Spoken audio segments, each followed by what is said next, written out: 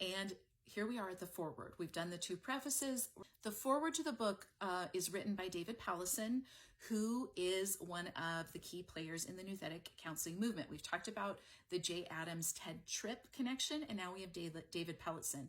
He attended Westminster in the 70s. He became a writer, an editor, and counselor at the Christian Counseling and Education Foundation. Remember, that was started by J. Adams, and Tripp also worked there.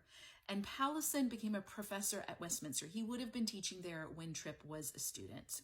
Powlison, in his own doctoral studies, went on to kind of write a history of the Nouthetic counseling movement, which he labeled, in his words, conservative Protestant anti-psychiatry movement. And I think that's a pretty apt title.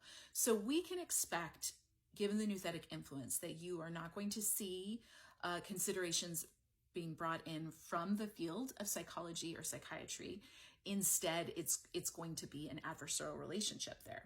And obviously there's a personal connection between David and Ted, but also Powlison is really on board with the content here. And he again sets up that dichotomy and says typically books are going to either suggest parental control or a child's self-actualization. And again, this is going to show up a lot in this book, that it's either this or that. Now, some of that could be that this is the framework of the 90s, or that this is going to be what is a selling point of the book.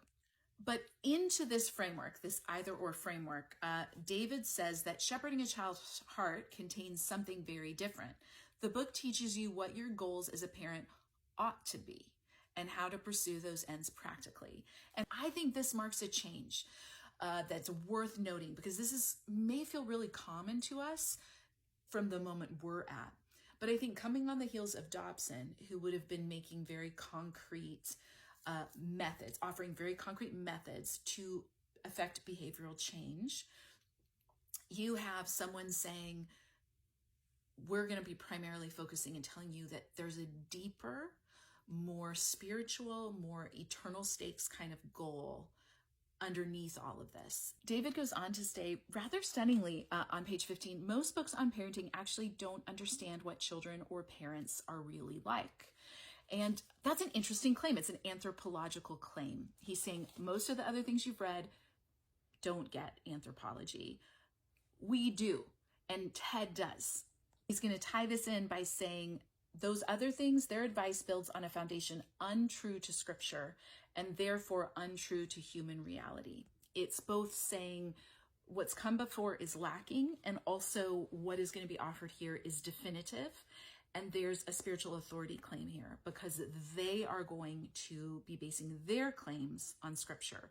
Hopefully it has us asking the question, well, but if there's something that just can be known directly from scripture, why do I need a book to unpack that for me? The fact that there's a book is going to underscore for us that what's being unpacked is an interpretation of scripture. It's a application of principles that Tripp sees in scripture. Now it's up to you as the reader to attempt to discern if that's accurate, if that's sound, if that's in alignment with your understanding of scripture.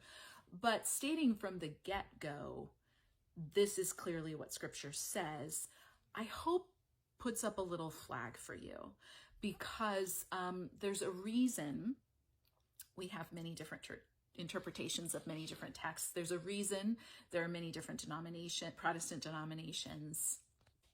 Interpreting the scriptures is not quite so clear cut. That doesn't mean they're not accessible. We've talked about the idea of perspicuity before. They are accessible.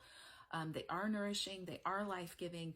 But these sort of claims to exclusivity come with a level of, whether intended or not, arrogance that says we are going to speak definitively on this matter. As the foreword here concludes, David writes that Ted is a seasoned parent, pastor, counselor, and school principal, which we are aware of from his bio, but he goes on to say, more than that, he is a man who has listened well to God and has wrestled out what it means to raise children. It's a completely subjective metric and a particularly difficult one to make at arm's length. Perhaps we might be willing to personally receive this kind of endorsement from someone we know, or, someone in our local church congregation that we've seen them live out their family life principles, or we've seen them day in and day out. There's a level of integrity, but to sort of say, trust me, this person really has listened to God, is a claim.